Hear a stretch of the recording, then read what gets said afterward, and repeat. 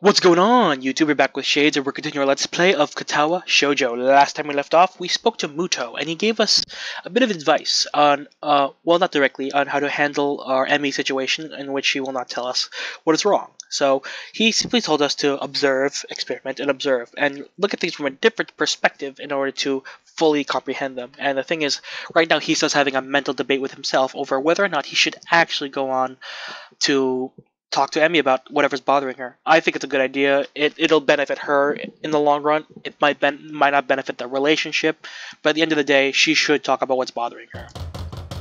Suddenly, a knock at my door rouses me. Ah, frack! I open it to see Kenji. Oh, it's you. It's me, that's it.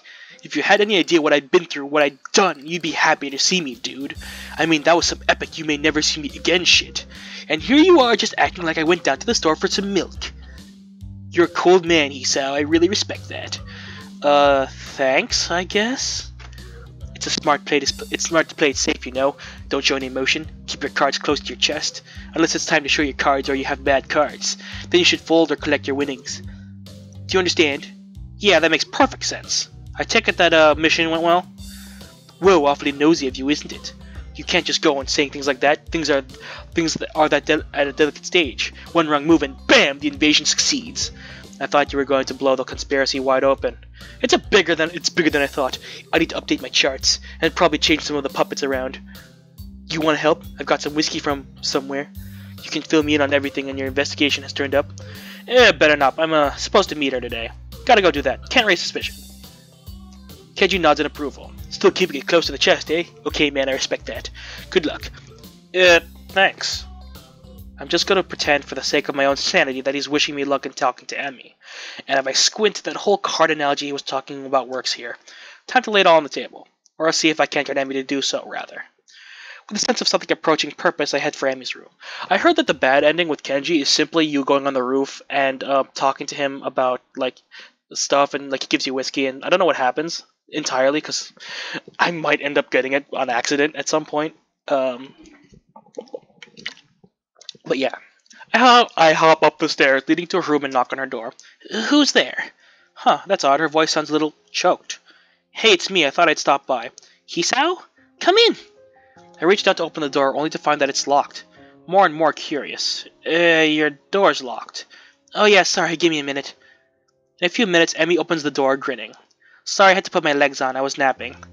Despite her grin, there's something definitely off. I don't like this music. I don't like this music at all. Something's happening. Emmy's eyes are slightly red and it looks like she's been crying. Hey, no problem. Are you okay? Huh? Yeah, I'm fine. It's just you look like you've been crying. Oh yeah, Hisao, you're off to a great start on this one. What? Nah, I'm fine. I'm just happy to see you. She punctuates it with a long kiss that continues as the door slams shut behind us. I know what she wants to do now, and I'm also painfully aware of how badly I want to do it too, but I break the kiss with a wrench of self-control that nearly kills me. Hey, wait. Emmy's eyes crinkle in confusion. Hell, wait, for what? We need to talk. Isn't that supposed to be my line? And never a good thing to say. She's got a point. It's usually the lead-in to a breakup, or the prelude to a fight. Maybe it can be a good thing this time. That's the hope anyway. Can we at least get onto the bed? It's my first day back on these things, and I'm still readjusting. Plus, the nurse said I should try to be on them less often, since running puts such a strain on them. Can't argue with that. It's a trap, we both know it. We both don't care. Then again, it's awfully hard to get angry while in bed with the object of your affections, so maybe that's the motivation too. I set Emmy's legs by the bedside and sit down next to her, throwing an arm around her shoulders. In silence, we just enjoy being able to be in this position again for a few minutes. Then, of course, I need to ruin it by opening my mouth. Look, I know that you've been having some kind of rough time of it lately, and I want to help you out. I just thought it was exams getting to you, but now I've come to your room and you've been crying, and that kills me. But I can't do anything if you won't talk to me about it. I told you I'm fine. No, you aren't. It's obvious something's eating at you. You can tell me, you know. There's a slightest increase in tension in Emmy's voice. Why is my saying I'm fine not good enough? You're so concerned, I get that, that's cool. But I'm fine, there's nothing that you need to worry about.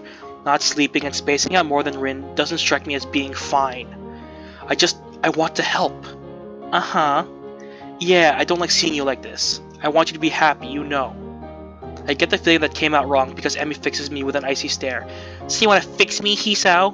She's definitely getting angry now. Want to swoop in on your white charger to save the day? Stop the nightmares, the phantom limb pains?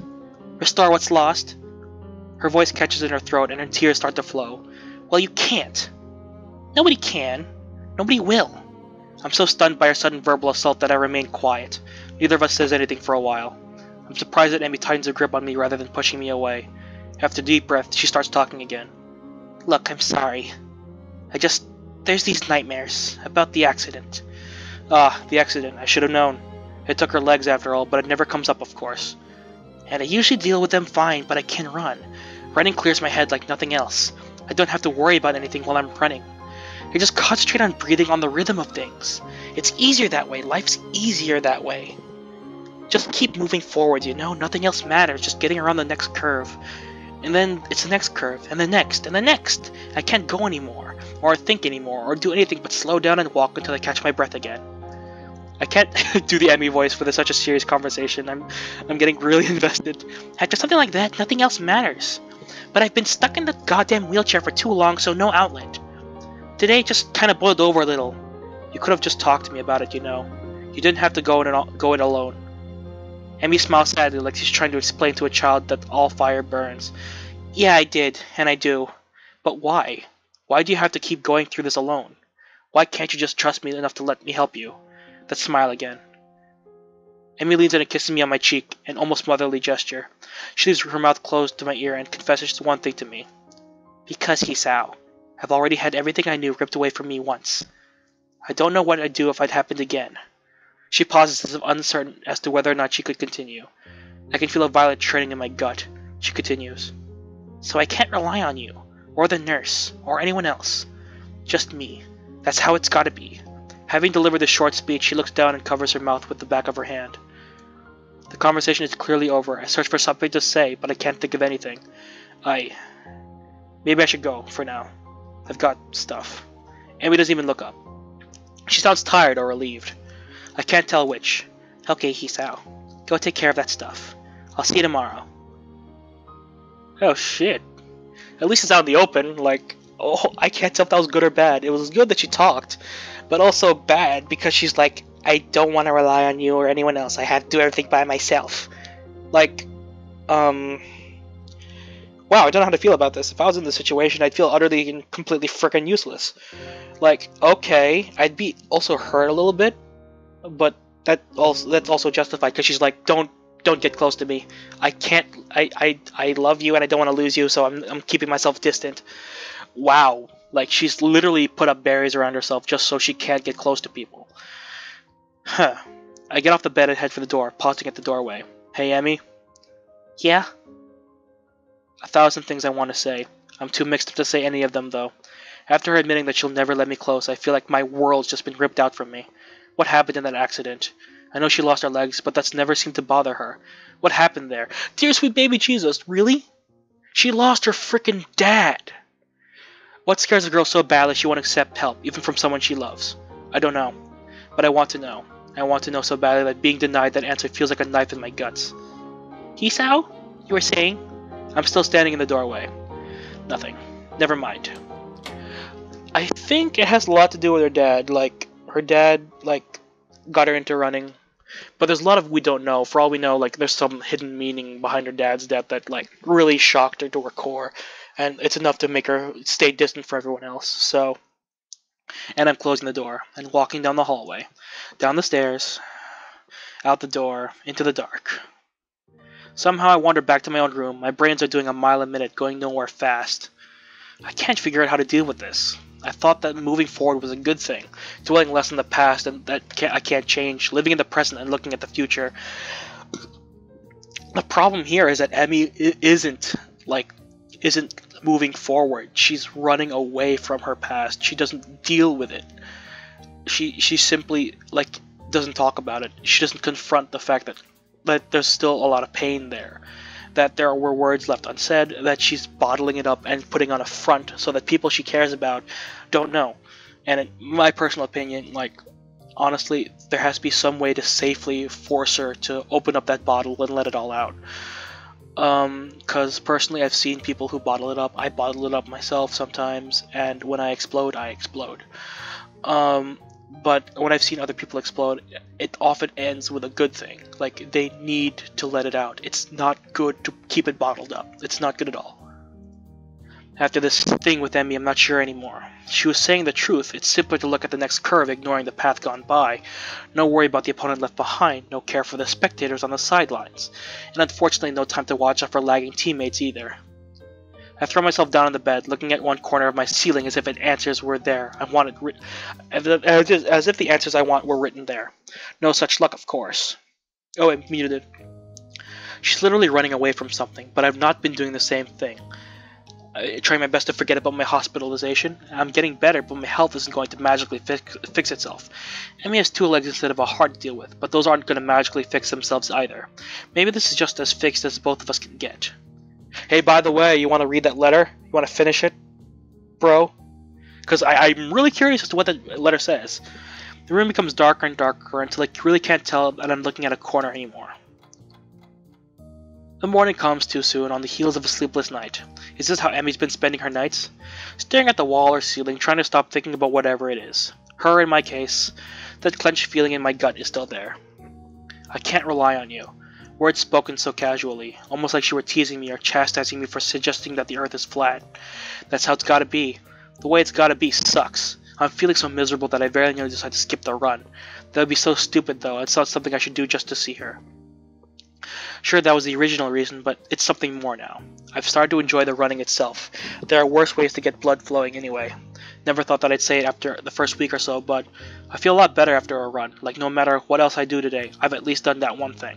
It wakes me up too, and Emmy herself said that running always clears her mind. Maybe it'll help clear mine. I hope so. The morning is cool and clear, if a bit humid. Summer is making itself known, it seems. Emmy's already stretching out when I arrive and greets me with a smile and a wave. Hey, Hisao! The side of her is chipper, so it's like a kick in the nuts. How could she be so happy after yesterday? It's a front! You dip! I have no doubt that she would like to get it all off her chest, but her philosophy is that if something happens to you because of your situation, well, I won't be as hurt. And that's totally the wrong way to go about it. I give a half wave and I'm surprised to receive a hug. Hey, about last night. Here it comes. I wanted to say thanks. I actually managed to get some sleep for the first time in a while, and I think it's because of our talk. So thanks. How could she sleep better after our chat? She basically told me that she wouldn't get any closer to me, and to let her sleep well? Excuse me, but what the hell? Amy either doesn't notice my bafflement or chooses not to notice. No telling with her anymore. Oh, no problem. Glad it helped. The venom that threatens to drip into my voice is controlled for now, but I think I'd better start running now before I do anything stupid.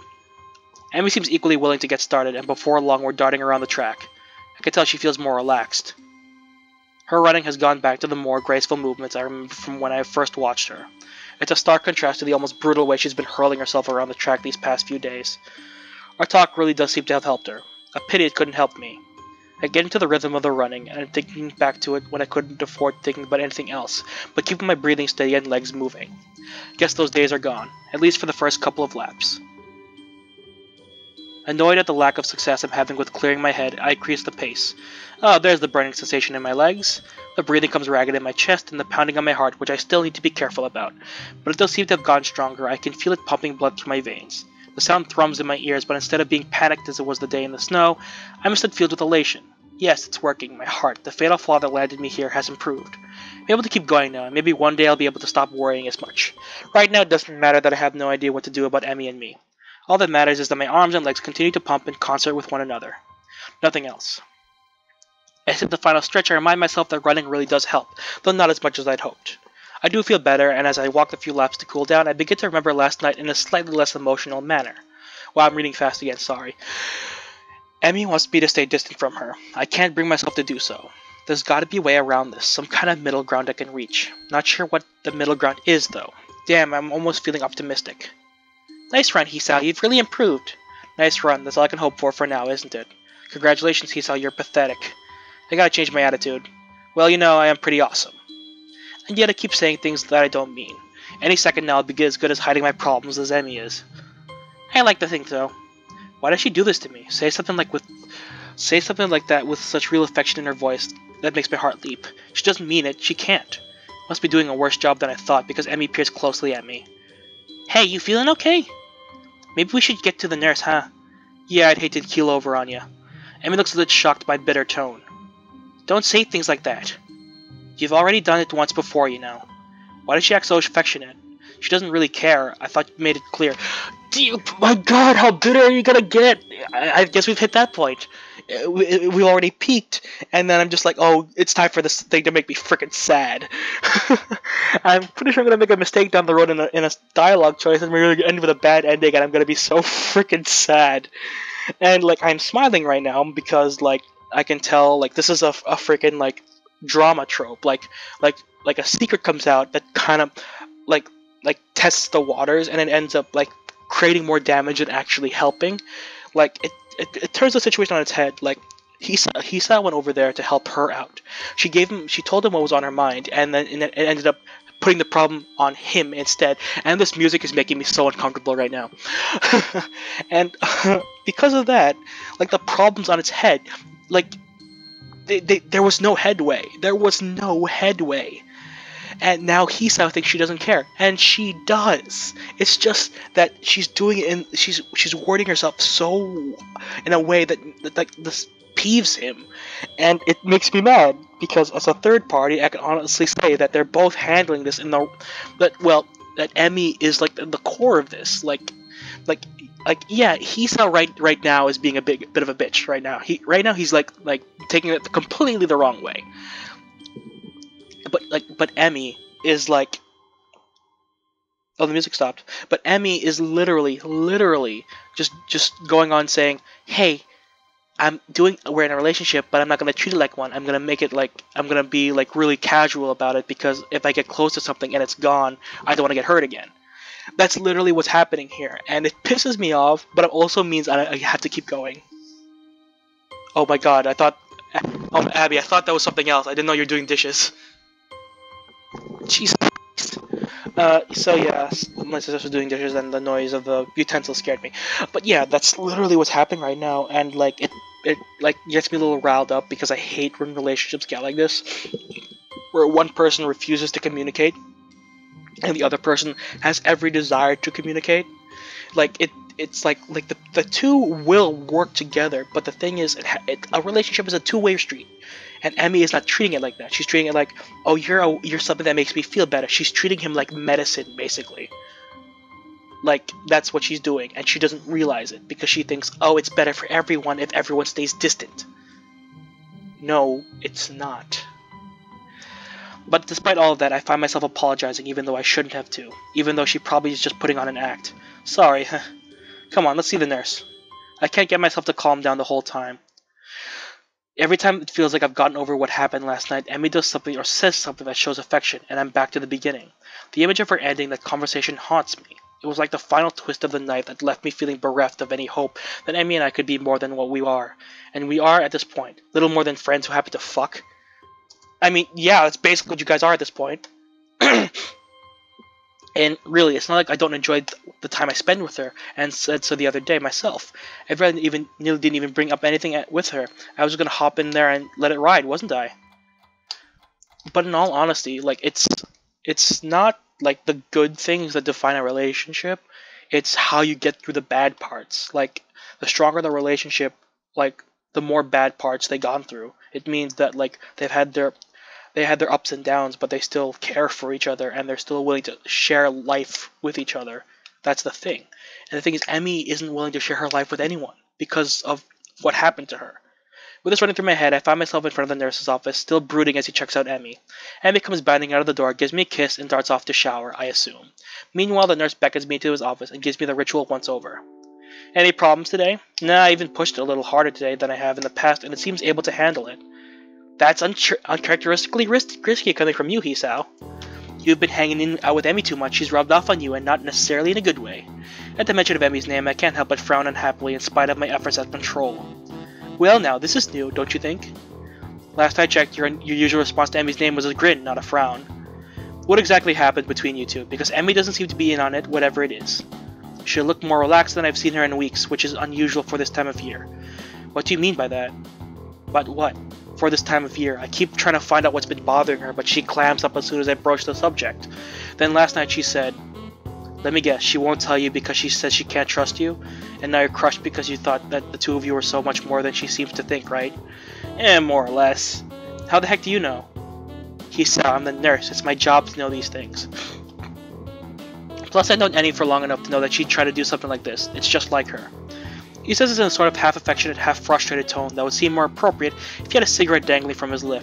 So he's also dealt with this. As it is, he seems willing to make do with a pen. Look, you mind if I give you some advice? Save again.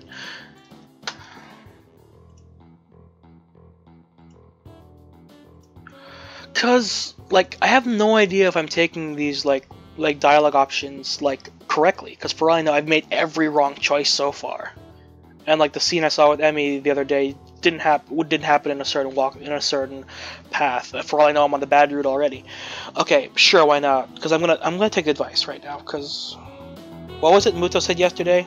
If you can't observe the thing, then observe what it's around it. Worth a shot. The nurse knows Emmy better than I do, I'll wager. Sure, I'm open to suggestions. Honestly, I'm kind of lost. I've got no idea how to deal with this. I never would have guessed. He grins while he says this, and I think he's kidding. Look, here's the deal. Emmy is stubborn. You should know that by now, and if you don't, then you're pretty unobservant, but I'm giving you the benefit of the doubt here. I'm so grateful. Anyway, if she's decided that she doesn't want to talk about it, what happened, then she's not going to talk about what's happened. Has she said anything about what's been bothering her, even a hint?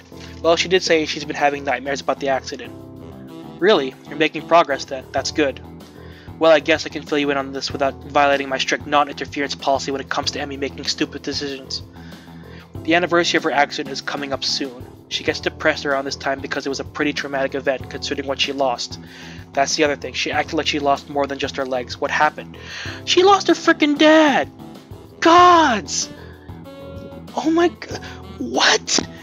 Dear sweet baby Jesus. How could you not put two and two together? Her dad's dead and the accident lost her legs. Bruh. Whoa, nope, not going there. You'll have to ask someone else about that, because that's a whole other can of worms I'm not about to open. If Emmy wants you to know, she'll tell you in her own time. You just gotta be patient, that's all. Why are you even helping me with all this? Because you're good for her. She trusts you, even if you don't think she does. And you've got the best chance of anyone at the school right now to help her through this time of year. She won't accept my help, but she might accept yours if you don't screw it up. So don't screw it up, got it? I open my mouth to respond, but a knocking sound on the door interrupts me. Hey, you guys still in there? Just a moment, Emmy. Give us a second to get our pants back on. The door bursts open and Emmy glares knives at the nurse. Asshole! Didn't mean to get your hopes up. Hey, can we leave me out of this? Anyway, what's up, Emmy? Forgot something? I try to take a more cheerful tone with her. No need to upset her. Two can play the everything's fine game. Actually, I forgot to ask you something. Oh, what's that? Do you want to come with me on a trip to my house? My mom's making dinner and I thought you might want to join us. Well, of course I accept. Emmy punches the nurse in the arm playfully. Not you, idiot. You were over last week. I was talking to Hisao. Oh, how interesting, meeting the parent. I'd love to go, Emmy, thanks. The nurse raises an eyebrow but says nothing. Great, I'll be in my room. Swing by after you shower and change into something clean and we'll grab the bus. Sounds good, I'll see you in a bit. This time it's me who leans in for a quick kiss before darting off to my room. What an interesting development. Maybe we're getting closer after all. Maybe Emmy's finally ready to open up a little. Or maybe she's just being polite and free meal seems like a good way to apologize for last night. Great, now I can't decide whether to be excited or nervous. Or depressed. I settle for a combination of all three and hop in the shower. Oh, why is it... God damn it, I keep hitting the mute button. But yeah, from what the nurse says and from Emmy's personality, she's definitely not going to tell us until she's ready. So I'm going to assume that, like, pushing her is probably the worst thing to do.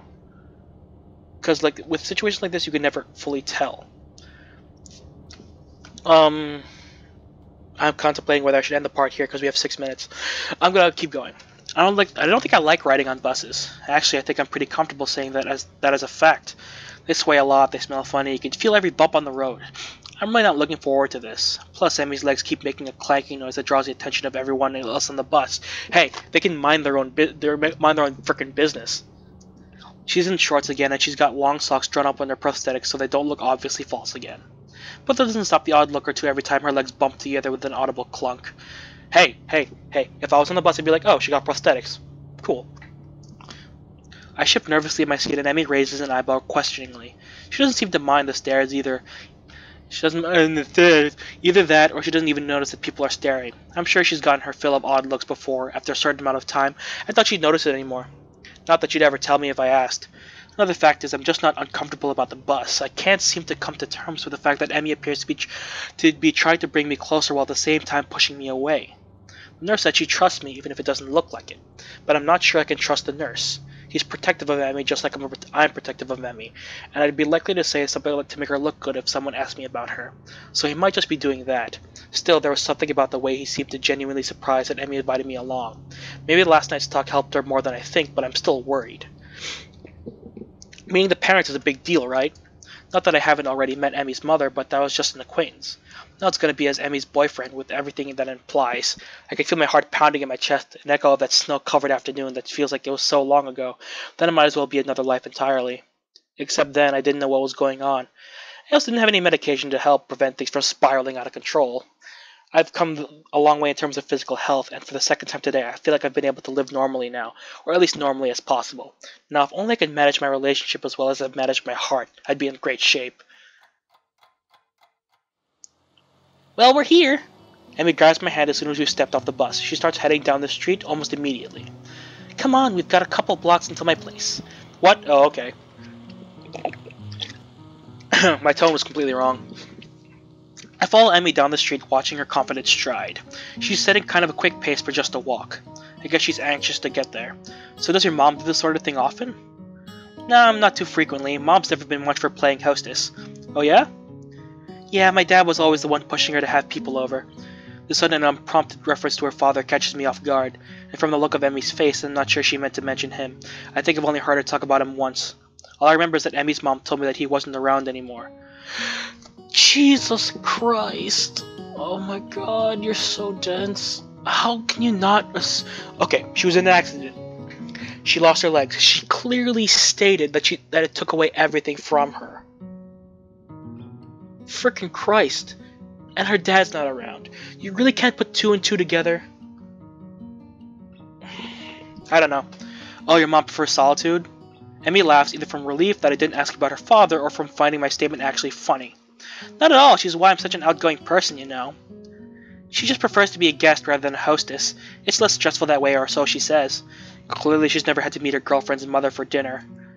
Emmy giggles again and speaks in a teasing tone. Nervous, Hisao? Nervous, Hisao? Shouldn't be, you know. It's not that big a deal. Just dinner at my house, that's all. Yeah, but have you ever brought home a boyfriend before? I confess that part of me dreads hearing the answer to this. I know very little of Emmy's past relationships. I don't even know if there was a past relationships. No, I guess I haven't. Hey, maybe this is really a kind of a big deal after all. Oh good, now I feel twice as nervous. Though to tell the truth, I'm pretty happy to hear that I'm the first one. I admit, that's kind of nice to know, but Jesus Christ, man. Okay, guys, I'm going to have to end the part here. I am at 30 minutes. I know I ended super awkward parts. It probably would have been better to end at the bus. But yeah, my opinions on what's going on right now, you've probably heard them enough, but in all honesty, Emmy's handling this the wrong way, and like Hisao, while he's handling it a little better, he's not handling it as well as he could or should, because like he just automatically thinks, oh, she doesn't trust me, she uses me to make her feel better, blah blah blah. She doesn't care about me. She does. It's just that her way of showing it is, hey, we both don't get hurt if I don't let you get any closer than we are right now. We're close, but not close enough. Not that close. But yeah. So I'm gonna end the part here. Thank you all for so much for watching. This game has emotionally disturbed me more than most games. I can honestly say that. It's a good thing that it has, because personally, it is some games like this rarely come by. A game whose characters can actually get to me and make me feel things that I rarely feel well, not rarely. It's more like that rarely I get from video games. I do love characters like this or stories like this, even though they're totally cliche, predictable, and corny. It's just that like somehow it feels like this could happen in real life, and they do happen in real life. But like it's just like slice of life. It happens. Like this is a small part of a small story of a bigger place. Like it's amazing, and like I love stories like this. So anyway, thank you so much for watching, and I'll see you in the next one. So you're now using the Shadyverse. See you guys later.